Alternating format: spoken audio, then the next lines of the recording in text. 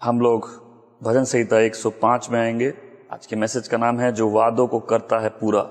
यहोवा को धन्यवाद करो, उससे प्रार्थना करो, देश देश के लोगों में उसके कामों का प्रचार करो, उसके लिए गीत गाओ, उसके लिए भजन गाओ, उसके सब आश्चर्य कर्मों को ध्यान करो, उसके पवित्र नाम की बड़ाई करो। यहोवा के खोजियों का हृदय आनंदित हो। यहोवा और उसके सामर्थ को खोजो, उसके दर्शन के लगातार खोजी बने रहो। उसके किए हुए आश्चर्य कर्म स्मरण करो, उसके चमत्कार और निर्णय स्मरण करो। हे उसके दास इब्राहिम के वंश, हे याकूब के संतान, तुम तो उसके चुने हुए हो। वही हमारा परमेश्वर यहोवा है, पृथ्वी भर में उसके निर्णय होते हैं। वह अपनी वाचा को सदा स्मरण रखता है। ये वही वचन है जो उसने 1000 पीढ़ियों के लिए ठहराया है। वही वाचा जो उसने इब्राहिम के साथ बांधी और उसके विषय में उसने इसहाक से शपथ खाई, और उसी को उसने याकूब के लिए विधि करके और इज़राइल के लिए यह कहकर सदा के लिए वाचा करके दृढ़ किया कि मैं कनान देश को तुझी को दूंगा, वहां बाट में तुम्हारा निज भाग होगा। उस समय तो वे गिनती में थोड़े थे, वरन बहुत ही थोड़े, और उस देश में परदेशी थे। मैं 12वीं पंक्ति में अब 13 पढ़ूंगा। वे एक जाति से दूसरी जाति में और एक राज्य से दूसरे राज्य में फिरते रहे, परंतु उसने किसी मनुष्य को उन पर अंधेर करने ना दिया, और वह राजाओं को उनके निमित्त यह धमकी देता था कि मेरे अभिषिक्त को ना छुओ और ना मेरे नबियों को हानि करो। मेरे साथ पढ़ेंगे, मेरे अभिषिक्त को ना छुओ और मेरे नबियों को हानि ना करो। फिर उसने उस देश में अकाल भेजा और अन्न के सब आधार को दूर कर दिया। उसने यूसुफ नाम के एक पुरुष को उनसे पहले भेजा था, जो दास होने के लिए बेचा गया था। लोगों ने उसके पैरों में बेड़िया डालकर उसे दुख दिया। वह लोहे की साकलों से जकड़ा गया।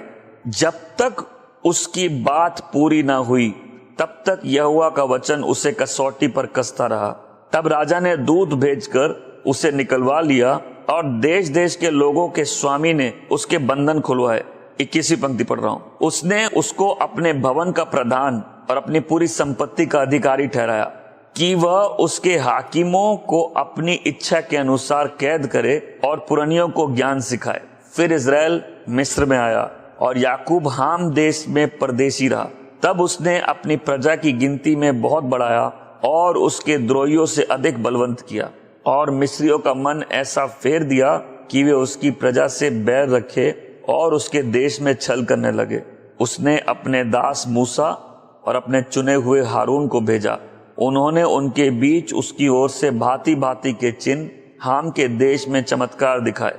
उसने अंधकार कर दिया और अंधियारा हो गया। उसने उनकी बातों को ना टाला। उसने मिस्रियों को जल लहू कर डाला और मछलियों को मार डाला। मेढक उनकी भूमि पे वरन उनके राजा की कोठरियों में भी भर गए। उसने आज्ञा दी, तब डास आ गए और उनके सारे देश में कुटकियां आ गई। उसने उनके लिए जल वृष्टि की संती ओले और उनके देश में धधकती आग बरसाई, और उसने उनकी दाखलताओं और अंजीर के वृक्षों को वरन उनके देश के सब पेड़ों को तोड़ डाला। उसने आज्ञा दी कि अनगिनत टिड्डियां और कीड़े आए, और उन्होंने उनके देश के सब अन्न आदि को खा डाला और उनकी भूमि के सब फलों को चट कर दिया। उसने उनके देश के सब पहलोठों को और पुरुष के सब पहले फल का नाश किया।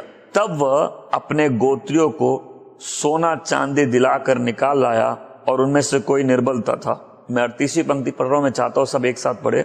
उनके जाने से मिस्त्री आनंदित हुए, क्योंकि उनका डर उनमें समा गया था। उसने छाया के लिए बादल फैलाए और रात को प्रकाश देने के लिए आग प्रकट की। उन्होंने मांगा, तब उसने बटेरे पहुंचाए, उनको स्वर्गीय भोजन से तृप्त किया।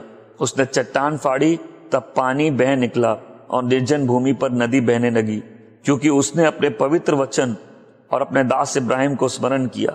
वह अपनी प्रजा को हर्षित करके और अपने चुने हुए से जय जयकार करा के निकाल लाया, और उनको अन्य जातियों का देश दिए, और वे लोगों के श्रम के फल के अधिकारी किए गए कि वे उसकी विधियों को माने और उसकी व्यवस्था को पूरी करे।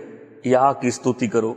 ये थोड़ा लंबा भजन है, और कोई जो पहली बार सुन रहा होगा उसको समझ नहीं आएगा कि ये क्या है। इसमें टिड्डियां भी हैं, अन्न भी है, गुलामी भी है, बंदी भी है, अब्राहम भी है, इसहाक भी है, याकूब भी है, यूसुफ भी है, इजराइल भी है। बोले ये क्या कहानी है, हमको समझ नहीं आई, आपको समझाते हैं। कहानी यह है कि परमेश्वर वफादार है, और जब परमेश्वर अपने आप को किसी पे प्रकट करता है, जैसे हम जानते हैं कि परमेश्वर ने अपने आप को अब्राहम के जीवन में प्रकट किया। अब्राहम को बोला तुम अपना देश छोड़, अपने लोग छोड़, अपना घर छोड़, मैं तुझे एक राष्ट्र दूंगा, मैं तुझे भूमि दूंगा जहां तेरे लोग रहेंगे, जाति जाति के लोग तुझ में आशीषित होंगे, मैं तुमको ब्लेसिंग बना दूंगा। अब्राहम को बोला अब्राहम अपनी सिक्योरिटी छोड़ दो, हम गॉड हैं, हम तुमको बुला रहे हैं और हम तुमको सिक्योर्ड कर देंगे। ये एक हिस्टोरिकल फैक्ट है, ये इतिहास का हिस्सा है, ये एक सत्य है जो परमेश्वर के लोग जानते कि कैसे परमेश्वर ने एक आदमी को बुलाया और उससे राष्ट्रों को आशीषित किया। तो जब वो एक आदमी घर से निकला होगा, उसके भी सवाल होंगे, उसकी भी कुछ अनिश्चितताएं होंगी। जब हमको प्रभु बुलाते हैं तो बहुत सारे सवाल, संदेह, बहुत सारे प्रश्न होते हैं। प्रभु ऐसा कैसे होगा, ये कैसा होगा, वो कैसा होगा। इस आदमी को जब परमेश्वर ने बुलाया, ये आदमी परमेश्वर को जानता नहीं था, ये उसको जानने लगा, बट गॉड का प्रॉमिस था। पूरी दुनिया में एक आदमी को बुलाया, एक आदमी ने परमेश्वर पर विश्वास किया, परमेश्वर बोला आओ मैं तुमको एक राष्ट्र दूंगा। हम लोग हमेशा जब भी प्रॉमिस को सुनते हैं, हम लोग ध्यान एंड में रखते हैं, प्रोसेस में नहीं रखते। आज ये जो पूरा भजन है गॉड के प्रोसेस का भजन है कि परमेश्वर कैसे जनरेशंस तक फेथफुल है। गॉड अपने वादे कभी नहीं भूलते। आदमी जितना भी वीक हो जाए, गॉड फेथफुल है, क्योंकि जब वो कोई वादा करते हैं वो उसको निभाते हैं। आज हमने गाना गाया, जो वादों को करता है पूरा वो यहोवा मेरे संग संग। हम लोग ह्यूमन इमोशन से जाते हैं, वर्ल्ड इवेंट्स में चेंजेस से जाते हैं। हम पिछले साल से देख रहे हैं पूरी दुनिया हिल गई, इतनी अनिश्चितता है सब जगह, लोग इतना हार्ड प्रेस्ड हैं। इनफैक्ट पिछले साल से अभी हम लोग अगर देखें तो लोगों के माइंड में बहुत क्वेश्चंस है। हमने आज एक गाना गाया, कल क्या आएगा मैं नहीं जानू, बस यही जानू कि तू है, तेरी कृपा से अब तक चला हूं, साथ मेरे कल भी तू है। अब्राहम के पास वो हिस्ट्री नहीं थी जो हम लोग के पास हिस्ट्री है। पीछे घूम के देखने पर उसके पास कोई भजन नहीं था, कोई गॉड के फेथफुलनेस का पैटर्न नहीं था, कोई ऐसी चीज नहीं थी कि वो भी संकट के समय देखकर अपने मन को ढारस बांध सके। पर हम लोग अगर घूम के देखें, हम लोग के पास पूरे हिस्टोरिकल फैक्ट्स हैं कि परमेश्वर 1000 पीढ़ी तक वफादार है। और इसलिए ये भजन कहता है परमेश्वर को धन्यवाद दो, उससे प्रार्थना करो और देश देश के लोगों को उसका प्रचार करो, उसके लिए गीत गाओ और उसके लिए भजन गाओ, उसके सब आश्चर्य कर्मों पर ध्यान करो, कंटेम्पलेट करो, मेडिटेट करो, सोचो परमेश्वर ने क्या किया है। क्योंकि ये जब कहानी हम पढ़ेंगे, ये अब्राहम और इसहाक और याकूब की कहानी नहीं है, ये हम लोग की भी कहानी। और आज बहुत से लोगों को मैं गॉड का पैटर्न समझाना चाहता हूँ, परमेश्वर काम कैसे करते हैं। तो भजन शुरुआत होता है परमेश्वर के लोगों को बोलते हुए कि उसके प्रोमिसेस मत भूलो, क्योंकि वो अपने प्रॉमिस नहीं भूलता। और कई बार हम लोग बेचैनी चिंता करते हैं, इंस्टेड गॉड का वर्ड हम लोग को बोलता है उसकी जय जयकार करो, उसको धन्यवाद दो, उसकी स्तुति करो, उसकी बड़ाई करो, उसकी प्रशंसा करो। बहुत साल पहले मैं ऑफिस में बैठा था, 2008 या 9 की बात होगी, और उस समय मेरे कई प्रेयर पार्टनर्स थे दुनिया में अलग अलग जगह से। तो फिलीपींस से एक पास्टर के साथ मैं ऐसी बात कर रहा था, तो बोलता तुमको मैं एक शहर में देख रहा हूँ और पूरे शहर में अंधकार है, तुम किसी बड़ी बिल्डिंग पे खड़े हो अंधकार के बीच में। और वो कह रहा था कि किसी बात की चिंता मत करो, सिर्फ गॉड को प्रेस करो, वर्शिप करो। बोले बिल्कुल भी चिंता मत करो। इनफैक्ट मेरी कभी आदत नहीं थी चिंता करने की, लेकिन वो एक ऐसा स्टेज था कि आदमी सही में कई बार कंसर्न हो जाता, चीजें वैसे जाएंगी कि नहीं जाएंगी, लाइफ का वो मतलब निकलेगा कि नहीं निकला, हमारे प्रोमिसेस जो गॉड दिए कभी पूरे होंगे कि नहीं होंगे। तो उस समय मुझे कई साल पहले उसने बोल दिया कि इस शहर में तुम्हारा एक चर्च होगा, मतलब इस शहर में तुम एक चर्च प्लांट करोगे। आज वो 2008-9 की बात है, और जिस समय वो वर्ड रिलीज कर रहा था उस समय ऐसी कोई परिस्थिति नहीं थी, ऐसा कोई प्लान नहीं था, ऐसा कोई डायरेक्शन नहीं था। बट अभी हम घूम कर देखते तो बोलते सही में परमेश्वर बहुत वफादार है सारी सिचुएशंस में। कई बार हम लोग यही भूल जाते हैं कि हर सिचुएशन में अगर हम उसको वर्शिप करें और बैठ कर सिर्फ मनन करें पीछे घूम के देख के, तो आदमी खुद ओवरवेल्म्ड हो जाएगा ये सोच के कि परमेश्वर किस सामर्थ्य रूप से हमको लेके आए हैं। अब यहाँ कौन होगा जो पीछे घूम के ये नहीं देख के कह सकता कि वाह। जब हम लोग तकलीफ में होते भूल जाते हैं ना, तकलीफ में होते उसी समय जो चल रहा है वही हम लोग के माइंड में रहता है। बट घूम के पीछे देख के अगर मेडिटेट करे तो बोलेंगे वाह परमेश्वर सही में महान है। मैं परसों रात को ऐसे मनन कर रहा था, मैंने ये नोटिस किया, ये समझ में आया कि हम जब अविश्वासी भी थे परमेश्वर कैसे अद्भुत रूप से मुझे बचाते थे। उस समय हम गॉड को नहीं जानते थे, लेकिन गॉड मेरे को हमेशा जानते थे। और मैं यही स्कूल कॉलेज अपनी लाइफ पूरी याद कर रहा था कि कैसे गॉड अपने पर्पस के लिए बचा के रखे हुए थे, कैसे संकटों से बचा रहे थे, कैसे लाइफ में बहुत सी बड़ी ट्रेजेडी जो हो सकती थी, टर्न ऑफ इवेंट्स, उनसे बचा के, गलत एसोसिएशंस जो और भयानक हो सकते थे उनसे बचा के रखे। आज जब हम घूम के देखते हैं उनका बहुत सेंस बनता है। वचन कहता है उसको धन्यवाद दो। ये वचन हमको बुला रहा है कि उसको धन्यवाद दो, उसके नाम को ऊंचा उठाओ, क्योंकि उसके कार्य बहुत महान है। आमेन। ये मैसेज वर्ल्ड को दो कि गॉड सही में ग्रेट है। आमीन। और ये बोल रहा है कि खाली इस मैसेज को बोलो मत, इसको फील करो, इस ट्रुथ को फील करो, सही में गॉड बहुत ग्रेट है। आमीन। आज जब ये मैसेज शेयर हो रहा है किसी का हार्ट ओवरवेल्म्ड हो जाए, मतलब ये एक भार की तरह है आप पे कि सही में परमेश्वर इतने वफादार है। जब आज तक वो नहीं छोड़े, आज तक वो नहीं त्यागे, तो आज कैसे त्याग देंगे। जब इतने संकट से आके भी उसने मुझे छुड़ाया था। पैटर्न दिखाऊंगा, इसमें एक लाइन है जो मैं पढ़ता हूं, मैं हंसता हूं कि मिस्र आनंदित हुआ, मतलब मिस्र की जान में जान आ गई जब इजराइल मिस्र छोड़ के गया। परमेश्वर ने ऐसा भय उन लोगों के दिल में डाल दिया जिसने इजराइल को गुलाम बनाया था। मैं आपको कहना चाहता हूं, आपको कोई गुलाम नहीं बना सकता। आज इस स्टोरी को याद रखिएगा, मैं एंड में बताऊंगा कि जब भी कोई आपकी लाइफ में ऐसा हो जाता है, इतना कठोर होता है कि वो बार बार फरियाद के बाद नहीं सुनना चाहता, समझ जाइए गॉड आपको उस जगह से डिलीवरेंस देने के लिए तैयार कर रहे हैं। मिस्र आनंदित हुआ, मतलब उनकी जान में जान आ गई। भाई ये लोग यहां से गए, हम सोचे थे हम इनको बंदी बनाएंगे, लेकिन इनका परमेश्वर आंख के आगे से इनको छुड़ा के ले गया। इनका परमेश्वर इनकी खातिर, एक आदमी को लगता है ना कि हम कौन है जो गॉड मेरी खातिर कोई ऐसा कदम कर सकते। गॉड अपने लोगों की खातिर उनके लाइफ में इंटरवीन करके उनसे डील करते हैं जो उनके लोगों को तकलीफ देते हैं। वो फेथफुल है। इसलिए घबराओ मत, चिंता मत करो, टेंशन मत लो, अपने डाउट पे डाउट करो, अपने डाउट पे डाउट करो, गॉड पे कभी भी डाउट मत करो, उसके प्रोमिसेस पे कभी भी डाउट मत करो, अपनी चिंताओं पे चिंता करो मेरी खातिर। हेवन में हर 5 साल में इलेक्शन नहीं होता, कोई एडमिनिस्ट्रेशन चेंज नहीं होता, कोई नई गवर्नमेंट नहीं आती।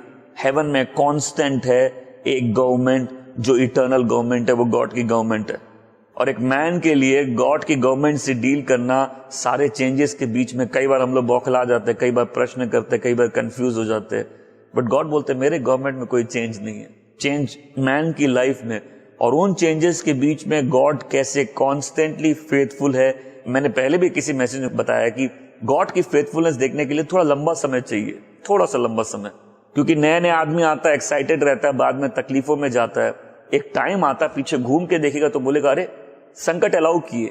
अब यहाँ मिस्ट्री देखेंगे, बहुत सी चीज गॉड अलाउ करते हैं, और जब गॉड कुछ अलाउ कर दिया मेरे लाइफ में, इसका मतलब ये हो नहीं सकता कि ये मेरे नष्ट करने के लिए हो। जरूर उसमें से परमेश्वर कोई ऐसी भलाई निकालना चाहते हैं जो अभी हमको समझ नहीं आ रही, बट थोड़े आगे हमको समझ में आ जाएगी। आज अपनी चिंताओं पे चिंता करनी, अपने डाउट पे डाउट करना, अपने क्वेश्चंस को क्वेश्चन करना है।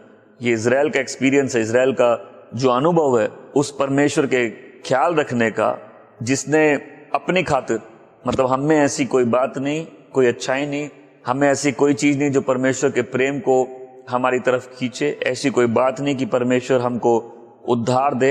ये उसकी दया, उसके प्रेम के खातिर है कि उसने हमको चुना, उसने हमको बुलाया, और अगर वो बुलाया है किसी को तो उसको महिमा भी देगा। परमेश्वर वफादार है, उसकी फेथफुलनेस, उसकी वफादारी किस लिए कि उसने ये वादा किया है। आमीन। और शुरुआत कहां से होती है? जब परमेश्वर अब्राहम को बुलाता है, अब्राहम के बाद उसके बेटे को परमेश्वर पकड़ लेते हैं। इसलिए नहीं पकड़ते कि याकूब बहुत अच्छा होता है, इसलिए पकड़ते हैं कि याकूब कैसा भी हो, परमेश्वर परमेश्वर है। वो टेढ़ा होता है, प्रभु बोलते हैं टेढ़ा है पर मेरा, उसको भी पकड़ लेते हैं। और वही वाचा याकूब को देते, बोलते हम तुम्हारे फादर के गॉड है, और बोले आज से हम तुम्हारे और अब्राहम दोनों के गॉड है। सॉरी, अब्राहम और आइजैक। फिर वो आइजैक के बेटे याकूब को भी पकड़ लेता है। याकूब का नाम जब परमेश्वर इजराइल रखते हैं, बहुत थोड़े से लोग होते हैं, इनसिग्निफिकेंट, वैसा बोलो इनसिग्निफिकेंट, मतलब मामूली, बहुत मामूली से लोग होते हैं, थोड़े से लोग होते हैं, मामूली। ये इनसिग्निफिकेंट लोग होते हैं जो अभी समझ रहे कि इस गॉड से, इस कॉवेनेंट का मतलब क्या। ये कहानी हजारों साल पुरानी है, आज भी गॉड फेथफुल है इजराइल के लिए। आमीन। आदमी इनसिंसियर हो सकता है, अपने वादों को भूल सकता है, अपने चैलेंजेस के कारण या जीवन में आने वाली परिस्थिति के कारण अपने वादों को भूल सकता है, गॉड नहीं भूल सकते। परमेश्वर अपनी वाचा को कभी नहीं भूल सकते।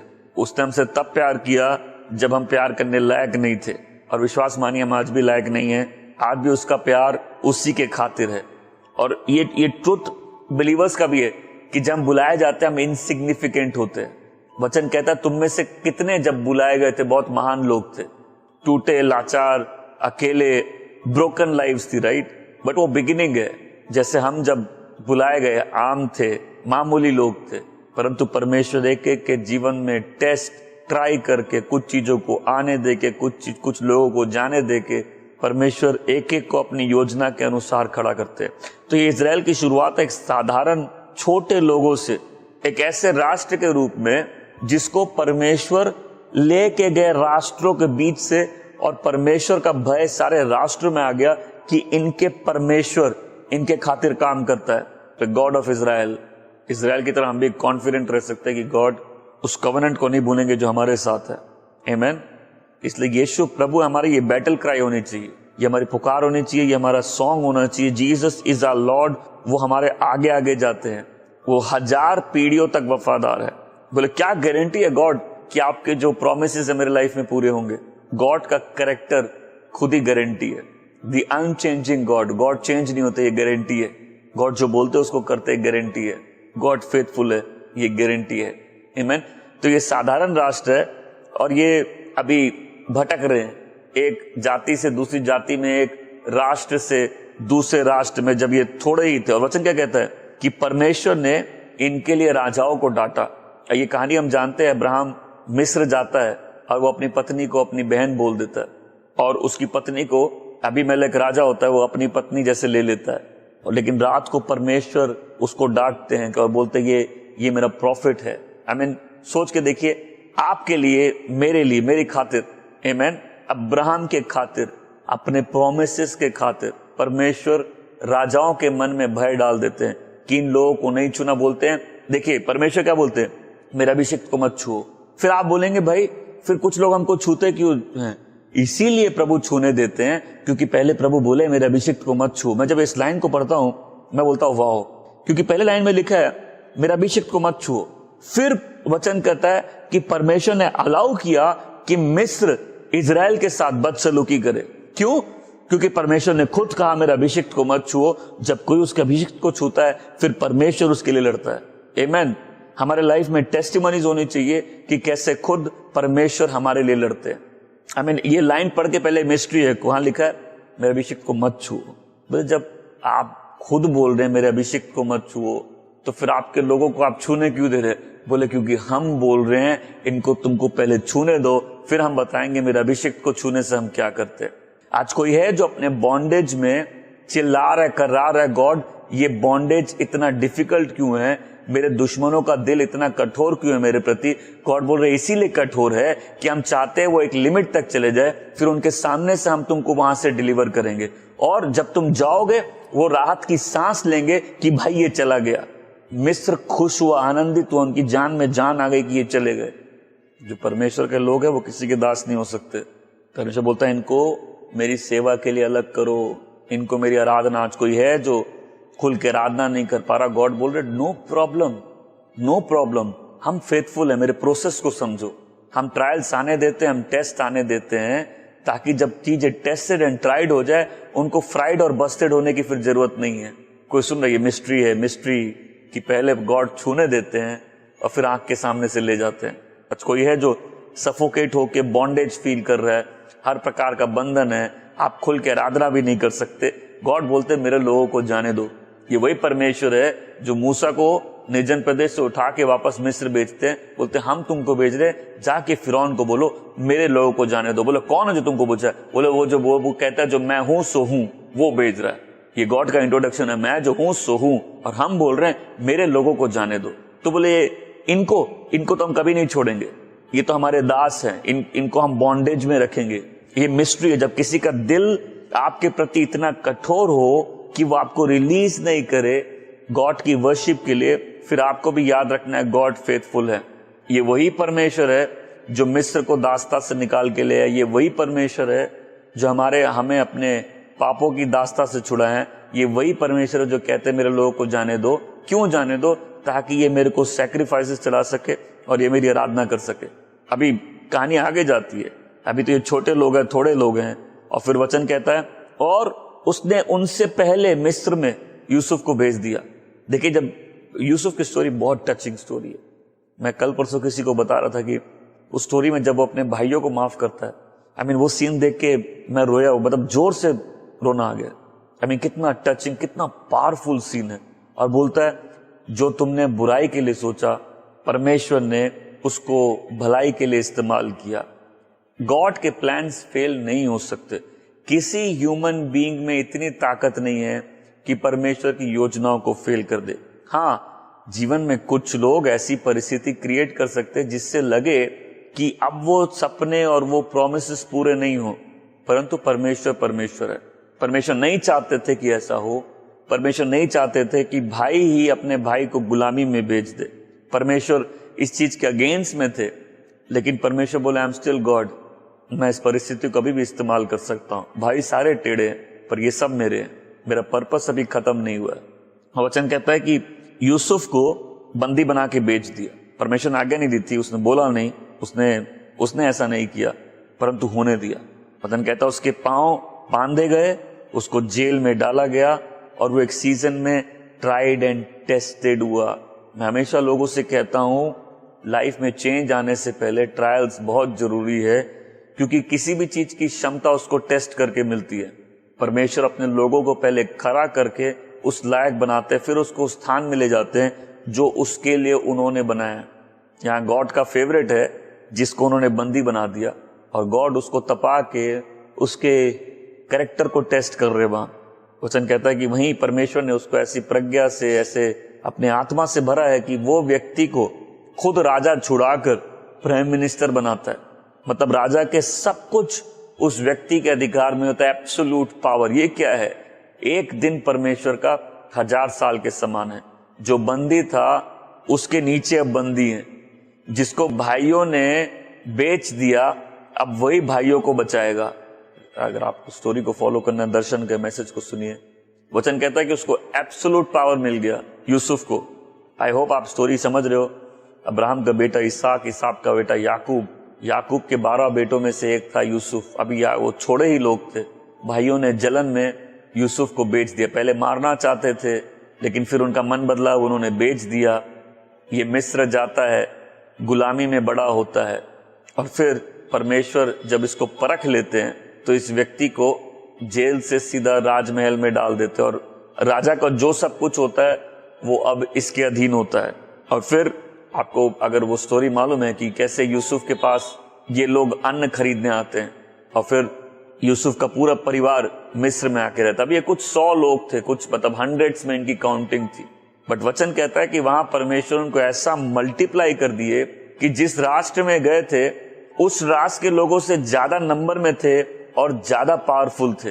और फिर एक पंक्ति जब लोग पढ़ते अटक जाते हैं कि और उसने उनके मन को कठोर कर दिया। तो लोगों को लगता है कि परमेश्वर मन कठोर कर दिया। नहीं, परमेश्वर अलाउ किए कि मिस्र के लोगों का दिल कठोर हो जाए। अलाउ, जब परमेश्वर कुछ अलाउ करते तब भी हम लोग को गॉड की फेथफुलनेस पे ट्रस्ट करना है। बहुत सी चीजें हम लोग क्वेश्चन पूछते, गॉड आपने क्यों ऐसा अलाउ कर दिया? बट हम लोग आज ये समझ सकते हैं कि गॉड मेरे खातिर यहाँ विजडम है कि ये आदमी को पहले ही परमेश्वर ने मिस्र में जाके तैयार कर दिया। जब पूरा परिवार आता है, ये इतना बढ़ जाते हैं कि उस राष्ट्र में मिस्र के लोगों से ज्यादा सामर्थ्य होते हैं। और फिर जब मिस्र के लोग इनसे जलने लग जाते हैं, इनको दास बना के रखते हैं, और फिर अपने बंधनों के कारण ये परमेश्वर को याद करते हैं। अपने बॉन्डेज में ये परमेश्वर को पुकारते हैं। और वचन कहता है परमेश्वर अपनी वाचा को याद करते हैं। वो मूसा को बेचते, बोलते मेरे लोगों को जाने दो। फिरौन अपनी कठोरता में उनको जाने नहीं देता, और गॉड का सिंपल था, मेरे लोगों को रिलीज करो ताकि वो मेरी वर्शिप कर सके। सी, गॉड के लिए कितना इंपॉर्टेंट है कि गॉड के लोग गॉड की वर्शिप करें। आमीन। मेरे लोगों को रिलीज करो कि वो मेरी आराधना कर सके, वो मेरी सेवा कर सके। लोग बोलते नहीं, हम नहीं जाने देंगे। मिस्र का फिरौन बोलता हम नहीं जाने देंगे। और परमेश्वर क्या करते हैं? परमेश्वर इनकी खातिर, लेकिन जब परमेश्वर कुछ करते हैं ना, उसका क्रेडिट खाली गॉड को जानते हैं। गॉड की टाइमिंग, गॉड के तरीके ऐसे होते हैं कि कोई उसकी ग्लोरी नहीं ले सकता। आमीन। यहां परमेश्वर खुद अपने लोगों के लिए हस्तक्षेप करके मिस्र में बहुत से चिन्ह करता है, टिड्डियों से लेकर मेंढकों तक, लाल समुद्र को पूरा लहू से भर देना। और फिर आखिर में क्या होता है, सुनिए, इस मिस्ट्री को समझिए।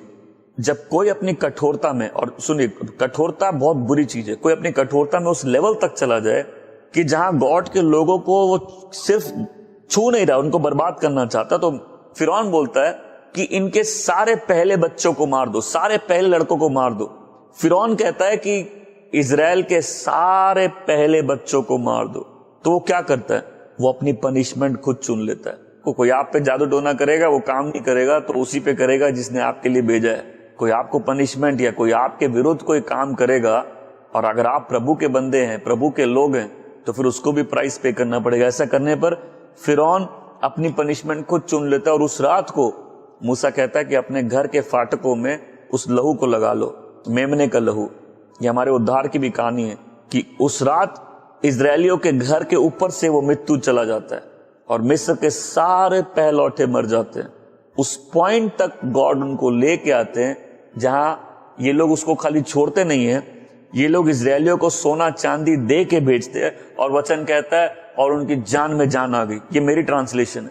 मतलब वो बहुत आनंदित हुए थे, ये लोग चले गए। ये वही लोग हैं जो बोले थे नहीं, तुमको हम रिलीज नहीं करेंगे, लेकिन गॉड ऐसी सिचुएशन क्रिएट कर दिए कि ये लोग जान में जान आ गई। ओ भाई, तुम चले गए, धन्यवाद, हमने गलत जन को बंदी बना लिया जिनका परमेश्वर यहोवा है। आमीन। हम भी पाप में ऐसे ही फंसे हुए थे ना, लेकिन गॉड हमको बॉन्डेज से निकाल के लेके आए। आमीन। और आज अगर कोई अपनी वर्शिप में, कोई अपने प्रभु की सेवा में भी ऐसे फील करता है कि उसके अगल बगल के लोगों का दिल इतना कठोर है कि उसको बॉन्डेज में डाल दिया गया, गॉड आपको वहां से भी निकालेंगे। जब कोई इतना कठोर हो जाए तो समझिए फिर आपकी खातिर परमेश्वर जरूर काम करेंगे। परमेश्वर उनको वहां से निकालते। वचन कहता है उनमें से एक भी निर्बल नहीं था, वीक नहीं था, बीमार नहीं था। और वो सोने चांदी लेके मिस्र से निकलते, मतलब मिस्र का धन लेके निकलते हैं।